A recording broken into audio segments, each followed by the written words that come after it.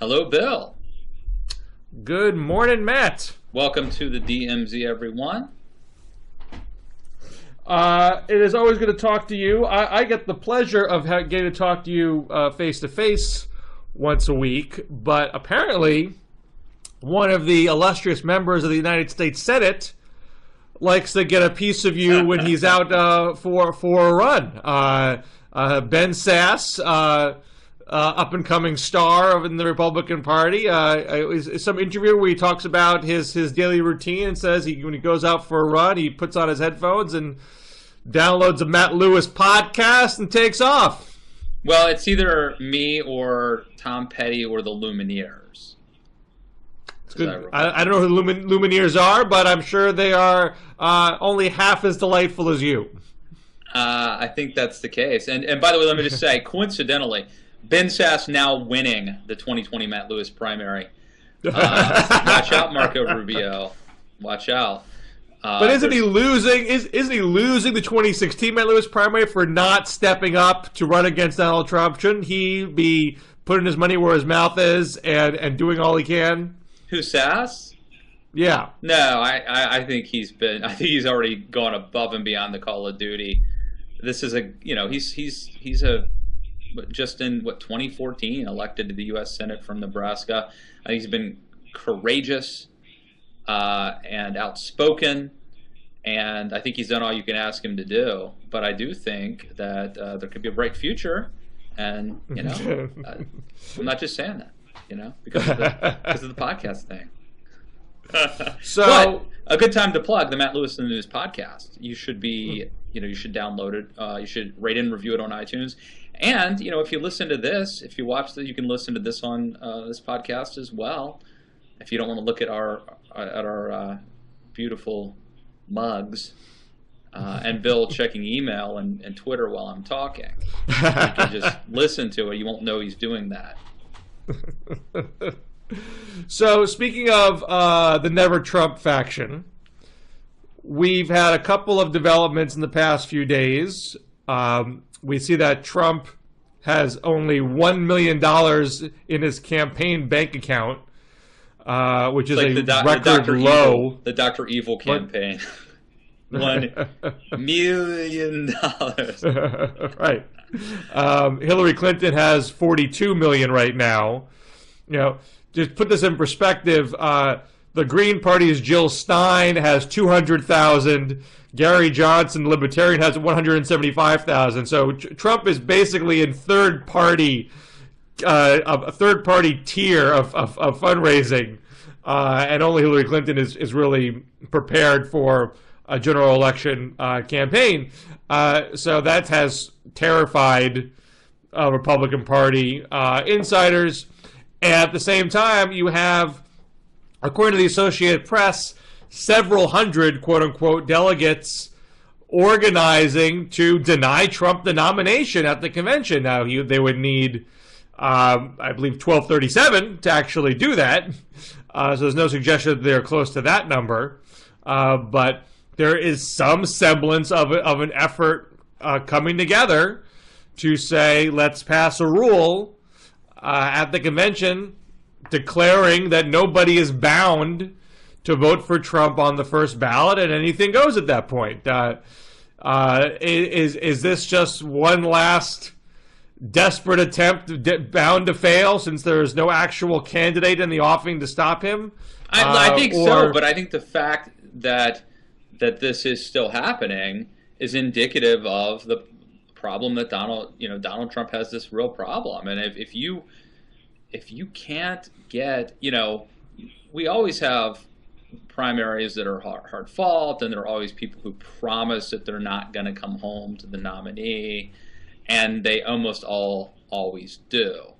And one does get the sense that this is different. I don't think that they're going to have, because you would have to change the rules.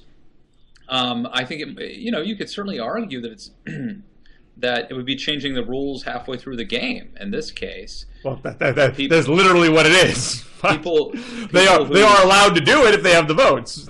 People who went to the polls under the assumption that the delegates would be bound on the first ballot would find that suddenly that's not the case. And so but I think the large point here, I think it's indicative of the fact that Trump has a lot of problems, and that how can he go after Hillary when he can't take for granted his own Republican Party supporting him?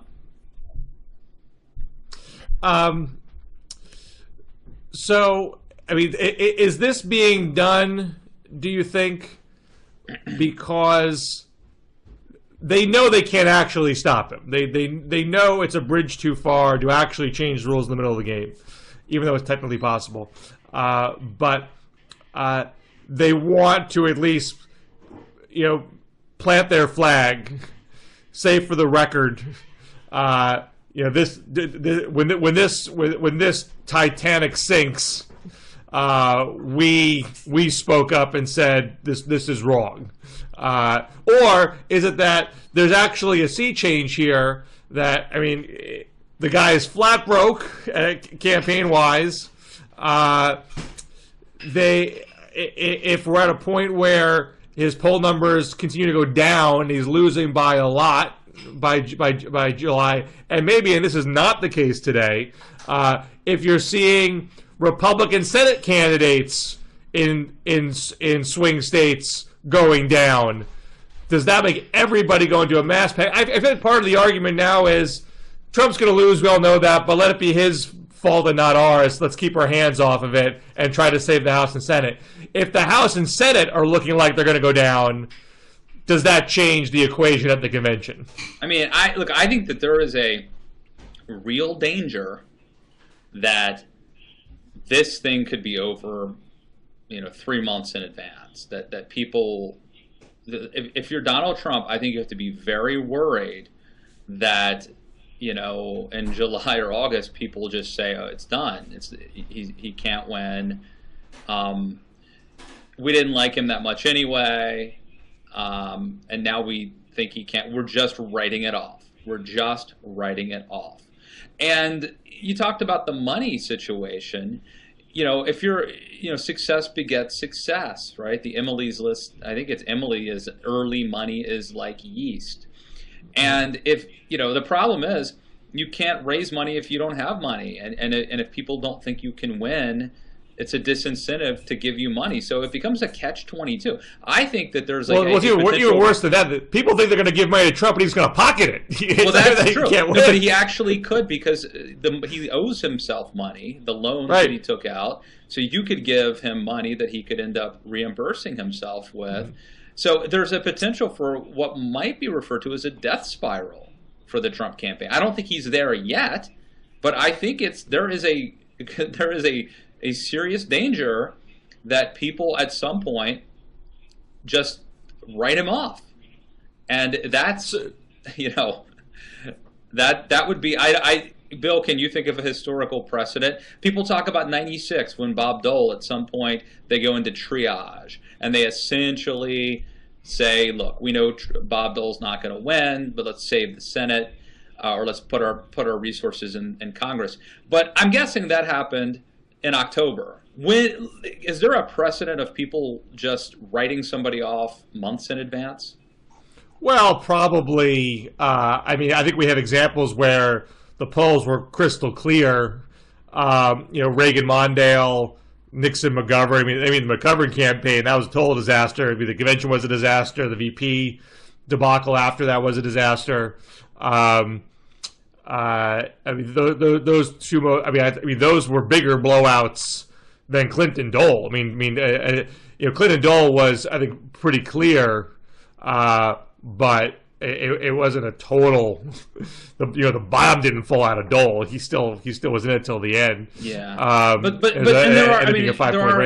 Well, there are campaigns that are like football games, that the campaign doesn't reflect the score on the scoreboard. There are games that are really close until the end, and then the Patriots. Arguably Clinton Dole, it would have been worse, but it was such a fait accompli that maybe Clinton's turnout wasn't as big as would have otherwise have been.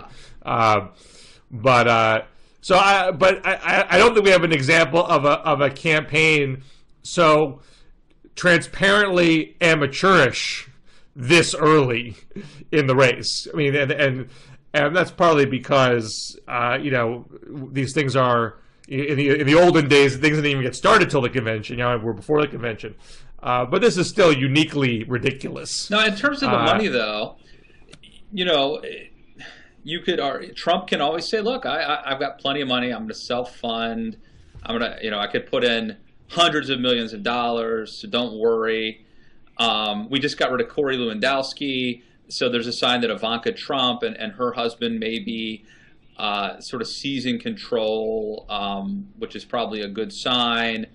Paul Manafort maybe will be empowered to run a real campaign. I mean, you can look for, if you want to look for a silver lining, I think you can look for it. But the problem is that Trump just squandered a month. I mean, a month ago, I was saying, look, if I had to bet, I would bet on Hillary. But I think it's well within the realm of possibility that Trump is going to win. It's the magic versus the math, and it seems like a year of magic. And Hillary represents the status quo. Donald Trump represents the change agent. In a year when 7 out of 10 voters are unhappy with the direction of the country, you can't write that off. That was weeks ago, in fact. Not even a month ago, I was feeling that way. And today, I feel much, much, much less bullish about Donald Trump's chances. And so he has really squandered this head start he had, because he finished out the nomination. He was the presumptive nominee weeks before Hillary was. And it seems like he just wasted that time. So I know you're a never Trump guy. I know that your book, Too Dumb to Fail, talks about how Trump is the logical conclusion of a party and a movement that atrophied intellectually. Have you still not got the book? Have you still not purchased this book, people? You must be the last person on your block. Some of you out there have probably not yet got this book. And that's impossible. This means you do not want my children to go to college. This means you do not love America. Okay, sorry. Children, always go to college on the lavish earnings that books make. Well, they were going to go to Shepherd College, Shepherd University. Not, they're not going to Northampton or something. But what I want to ask is, with intellectual and emotional detachment, what is the politically rational thing for a Republican establishment figure to do at the convention? Is it to try to kick Trump out and reclaim the party now, or is it to stay away from the dumpster fire so you don't get burned, let Trump take everything down, and then try to pick up the pieces after the election? What makes, the logic of the latter is that there are all these Trump voters out there that you don't want to alienate. They're going to be part of the Republican Party. You can't get rid of them, so you don't want them to be mad at you in this process. The former argument is that those voters are the dead weight that's holding the party back, and screw those guys. Well, first let me say, I still to this day think that it's surreal that we're about to go. Read my roll call column where I attack the city of Cleveland, and I may be banned from the convention. It's possible, but I go after the city of Cleveland as the perfect place for the dumpster fire that is Donald Trump to happen. I still think it's surreal that in a month we're going to be in this convention hall that's going to cost who knows how much money to put on, and there's going to be hoopla and this big production to nominate Trump. It's really surreal. I really feel like I could wake up from the dream any minute, and it seems unimaginable that this has actually happened. So, to answer your question, I think part of there's so many really bad things about Trump. One of them is that he manages to bring everybody else down around him. Like anybody who supports him, he destroys. Anybody who opposes him, he destroys. Like he's very toxic, not just to himself, but look what he did to Rubio, for example. Ben Sass, by the way, now leading the Matt Lewis 2020 primary, let's just say. But, but Chris Christie, another example of someone who does not come out of this whole thing looking good. So I don't think there is an answer. I mean, again, we can game out the possibilities, okay? So you could try to stop Trump at the convention, but I don't think you can do it. And it would take, I'm guessing it would take a conspiracy of like Mitch McConnell, Paul Ryan, and Reince Priebus being 100% committed to a sort of Valkyrie moment, and it would take an incredible amount of political courage that I don't know that they all have. Assuming they have it, is it a sensible thing for them to do to say the party needs to be cleansed, and I don't care if there's going to be rioting in the streets of Cleveland, it's worth us taking this step? Okay, which is another great question. So I think you could argue that, on one hand, you could argue that Donald Trump poses such a serious threat, not only to the Republican Party, but to the Republic, that the ends justify the means. You must use every possible thing within your reach to deprive him of the nomination, knowing that you probably won't win anyway. You will probably elect Hillary.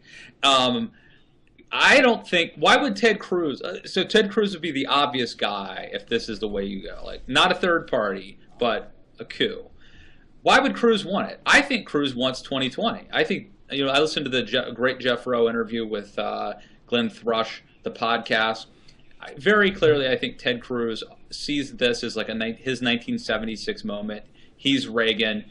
He's looking to 1980. So I don't think Cruz has any incentive to be involved in a sort of a coup like this. So there's nobody to replace.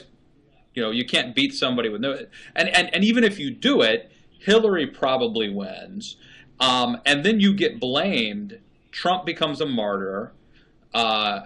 You get blamed for electing Hillary, and the Trump movement gets stronger.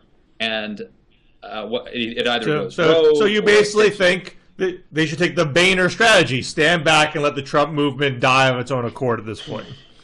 There is no good outcome. There are only, and it's not even clear which is the less bad outcome.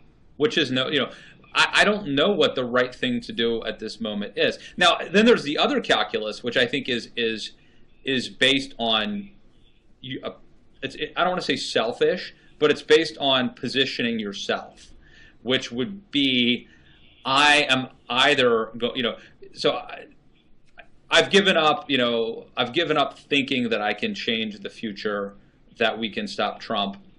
But what I need to do is to be on the right side of history. And maybe that means I think the world is moving in the Donald Trump direction, and I better suck up to him, and I better get on the train because the train is taking off. Or maybe it means I need to go on the record, whether this is sort of for Machiavellian positioning or just out of personal principle, to take a stand based on character. But it's a time to the defining moment for all of us.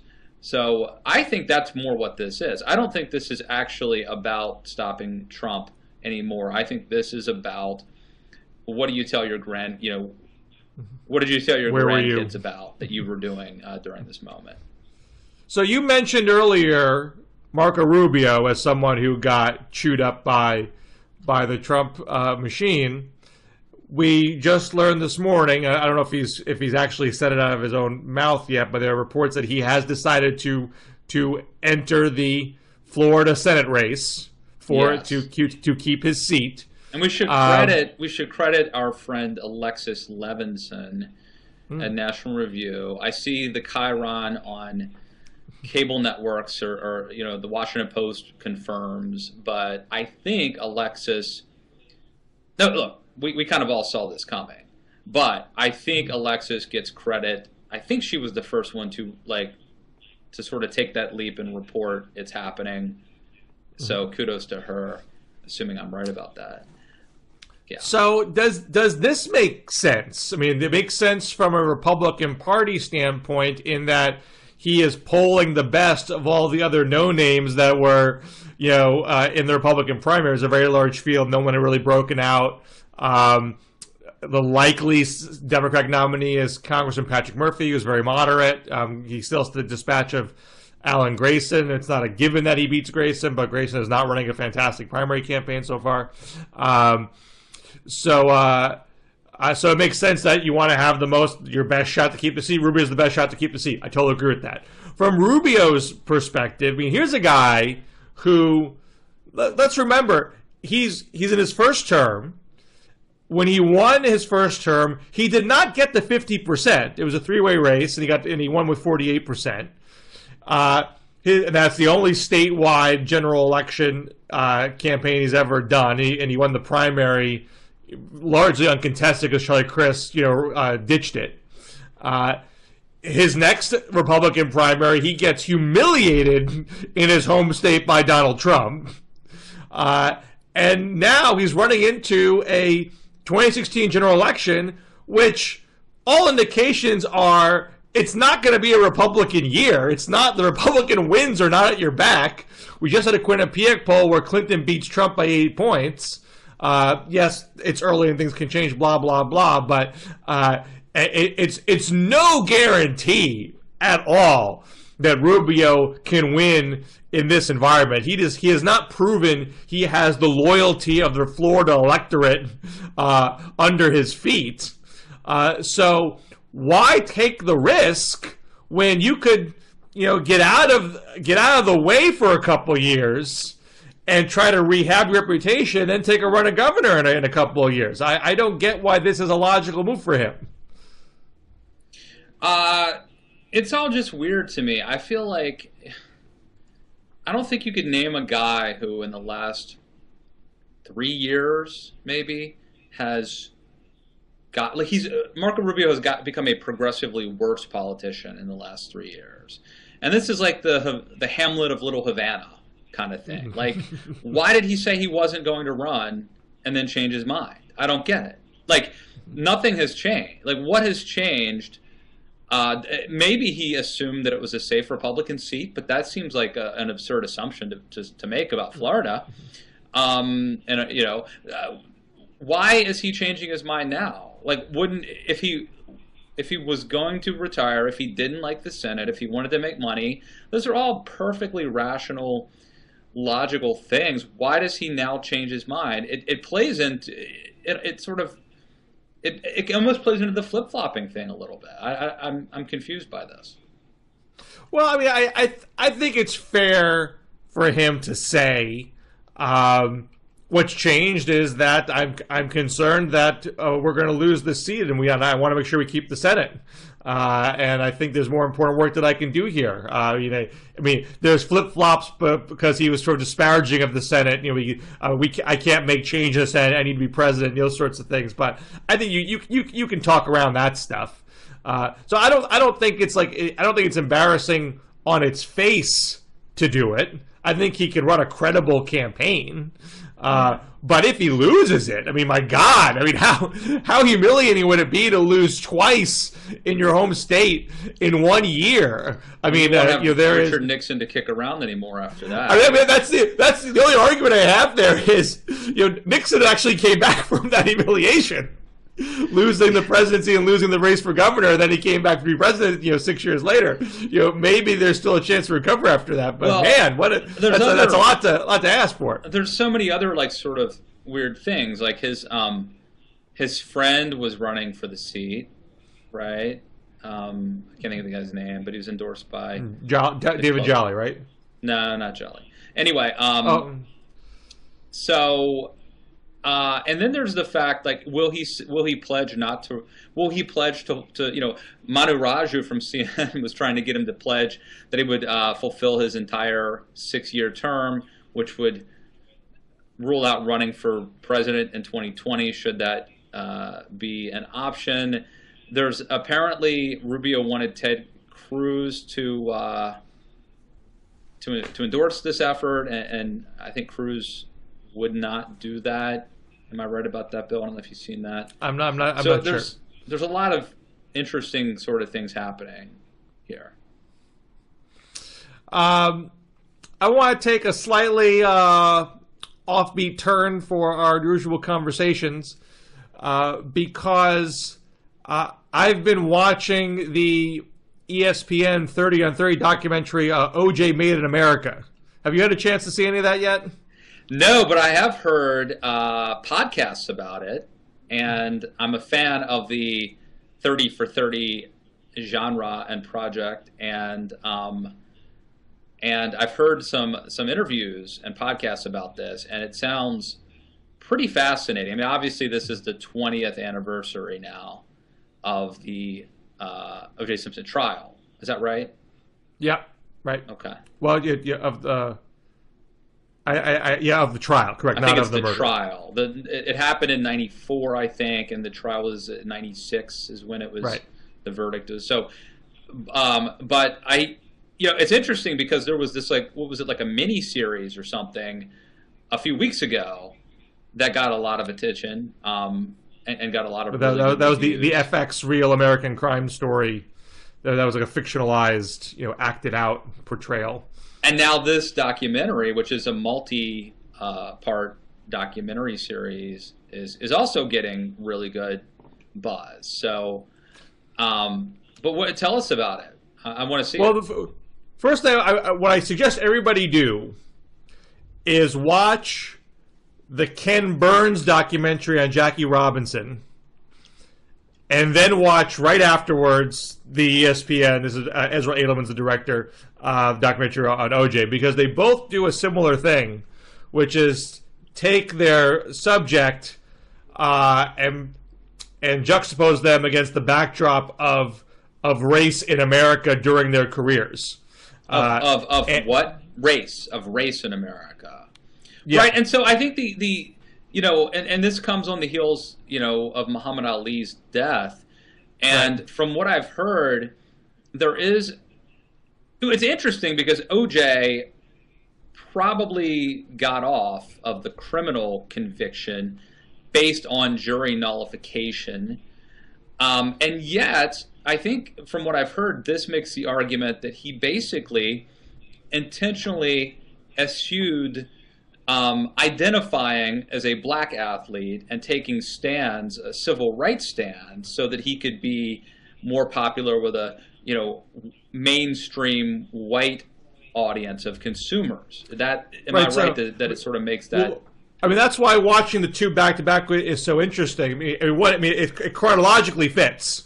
Jackie, the end of the Jackie Robinson documentary is right around where, there's sort of a little bit of overlap chronologically between the end of the Jackie Robinson doc and the beginning of the OJ doc, because OJ starts in the mid-'60s. So Jackie Robinson, who breaks this major barrier and is lauded for that for a while, but towards the end of his career, because he was a Republican, he endorsed Nixon over JFK on the grounds that he felt that Nixon was better on civil rights than JFK. So it wasn't a sellout move. He just didn't, and there were other Democrats that JFK didn't really get the issue in his bones. And the Republican Party has a longer history with civil rights than the Democrats at that stage. I mean, the plates were shifting, but they weren't all the way across yet. But Jackie Robinson, towards the end of the Ken Burns movie, you hear how the rising black militancy was putting Jackie Robinson behind the curve, and he was seen as kind of out of place, out of date. His politics were out of date by the end of his life. But from this vantage point, you still look at Jackie Robinson as this deeply honorable and serious person on the subject, who had his eyes wide open, was trying very hard to set a good example and walk a good line. Then you shift into OJ, who from the very beginning of his career kept all of that civil rights stuff at arm's length. Rejected the the move to have civil rights protests at the '68 Olympics. Wanted to be just seen, and even people on record saying that this is the Republicans buy sneakers too model that worked for Michael Jordan. It's and that's why this was so. This is an interesting angle that they took because, I mean, O.J. Simpson, was a guy who lived in a white neighborhood, was married to a white woman. I mean, even worse than that. I mean, it actively talks about O.J. as deliberately trying to shed any trace of racial identity, to actively want to be perceived as being in a white world. So you're talking about, if you want to call someone a sellout, I mean he would qualify. He's in the Naked Gun movies. He's clearly trying to position himself as apolitical, as post-racial in a way, and in a way that I think is appealing to a lot of conservatives in a colorblind society, which we aspire to. But he's very. It's a move to be very mainstream, right? He does was it Hertz commercials, some rental car commercial, Avis, I don't know. He does the Naked Gun movies, and then again, the ultimate irony is that he gets away with murder based on the fact that it's paybacks for Rodney King. What the movie does, because it goes back to the Watts riots. I mean, it's O.J.'s story is being told along the same track as race in Southern California is being told over several decades. So not only does it get into Rodney King, but several other incidents of bigotry and discrimination before Rodney King. The documentary is juxtaposing what's happening in the world in terms of the race relations. Well, the world and specifically Southern California.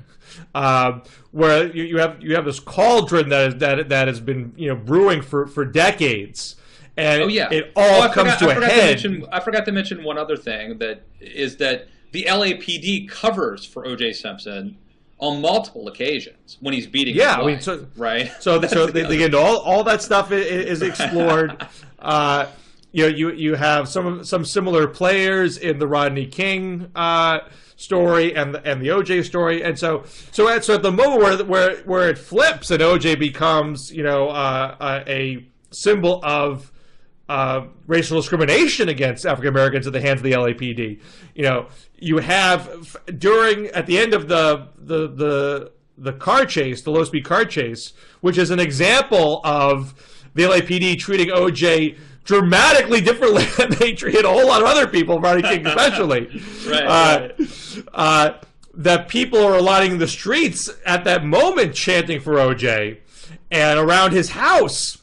And when OJ's being put into handcuffs, going into the police car, he is quoted as saying, "Why are all these ends in Brentwood?" Which even betrays this notion that he was sort of trying to be a colorblind figure. I mean, that is as racially aware as you could possibly be at a moment of hitting rock bottom in one's life. But yet, his attorneys, exploited these decades of racial discrimination in the African American community to the hilt to get him off. And the fact that Mark Furman certainly had a checkered background, and the LAPD Furman is interviewed in the documentary, and the LAPD had certainly done a lot of bad stuff.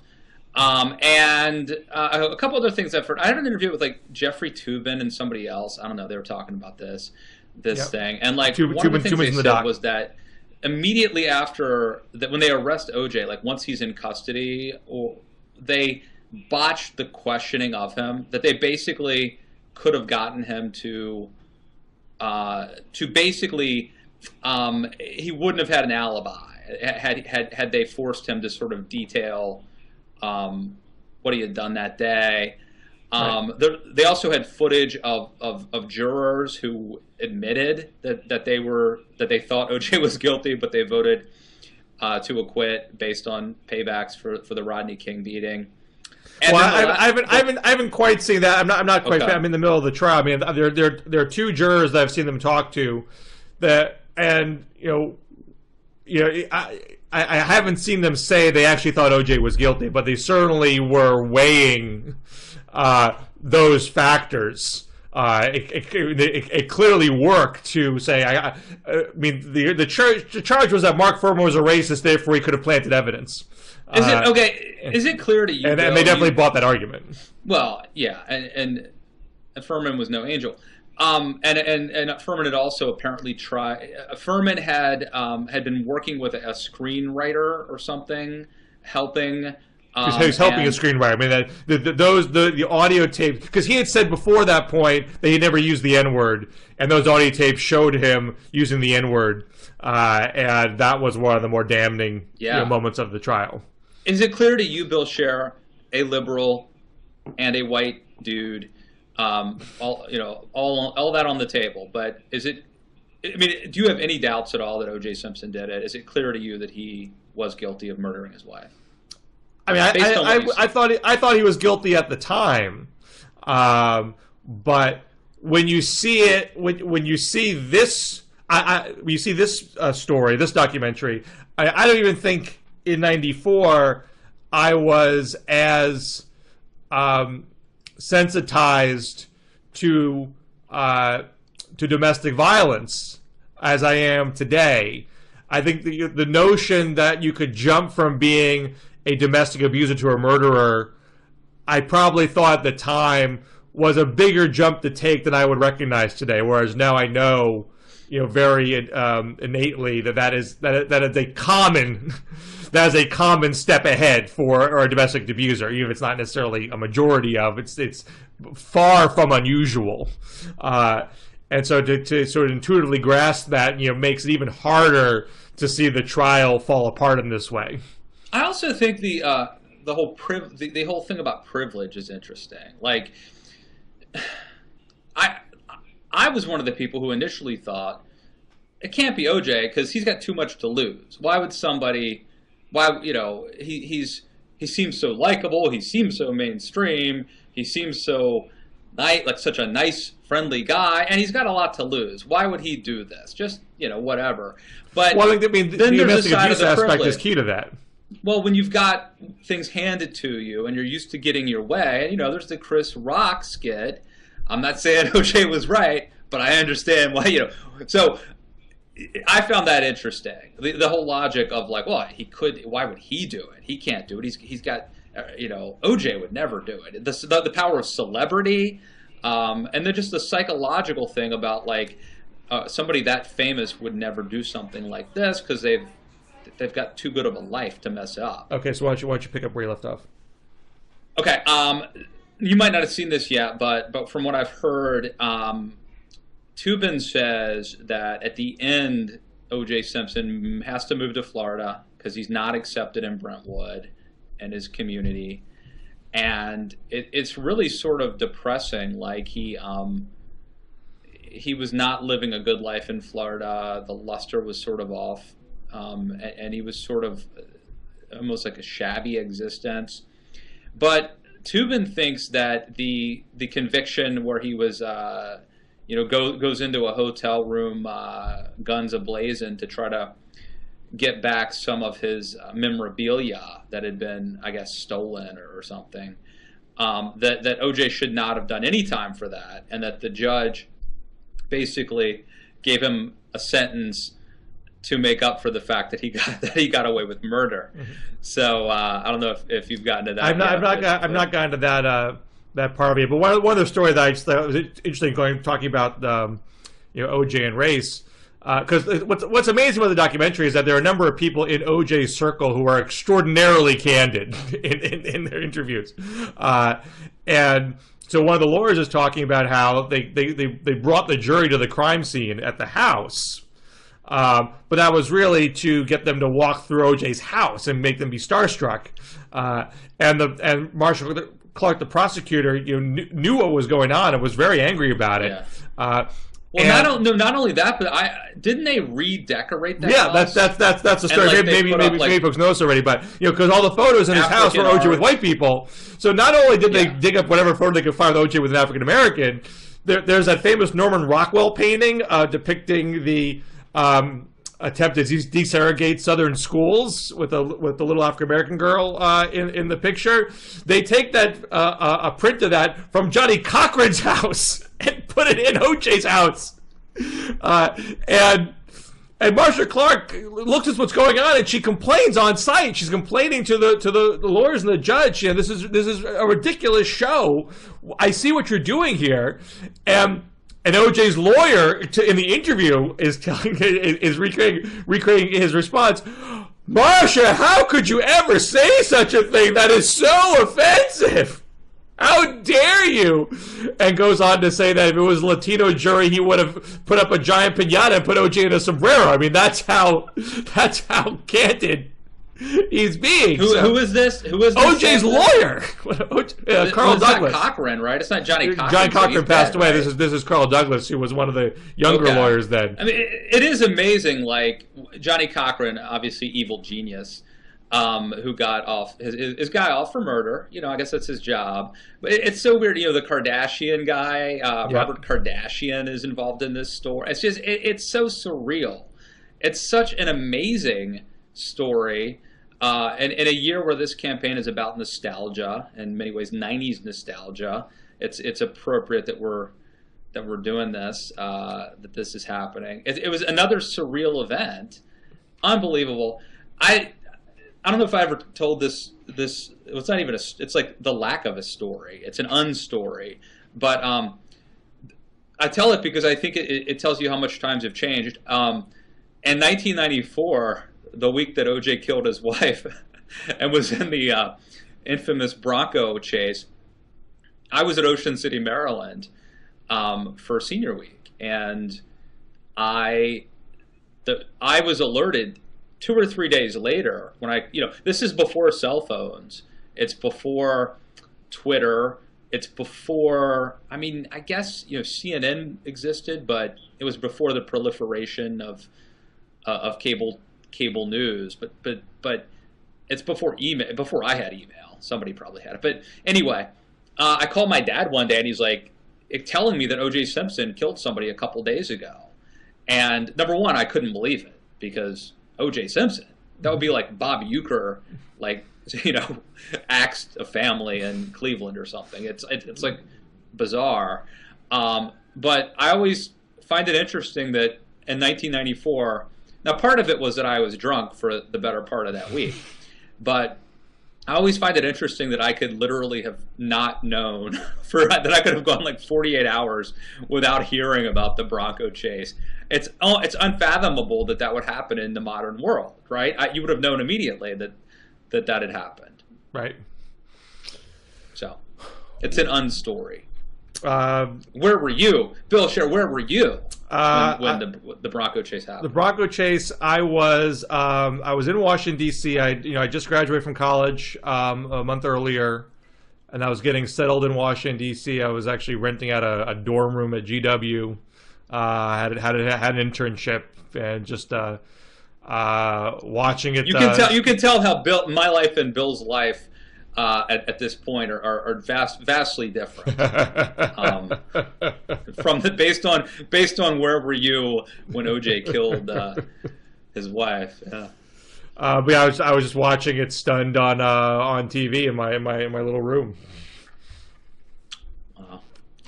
Well, I'm looking. Maybe it sounds macabre to say this, but I'm looking forward to seeing this show because I think both things. At least for now, I don't know if this is true in perpetuity, but you can watch Jackie Robinson and OJ Made in America streaming on the PBS and the ESPN website. So I would do that as soon as you could before they get yanked off the net.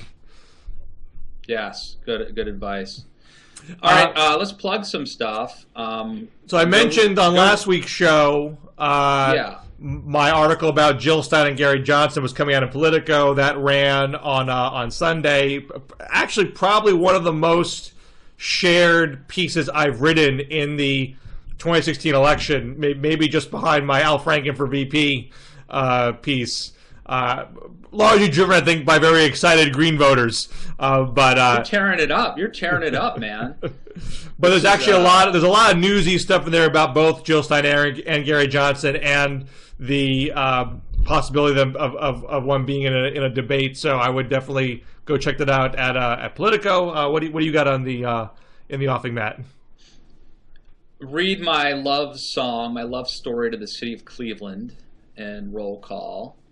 The piece that may get me banned from the city, from Cuyahoga County. And check out Ben Sass's favorite podcast, Matt Lewis in the News. Download it on iTunes, rate and review it on iTunes, tell your friends, and check us out back here in the DMZ next week. All right. Take care.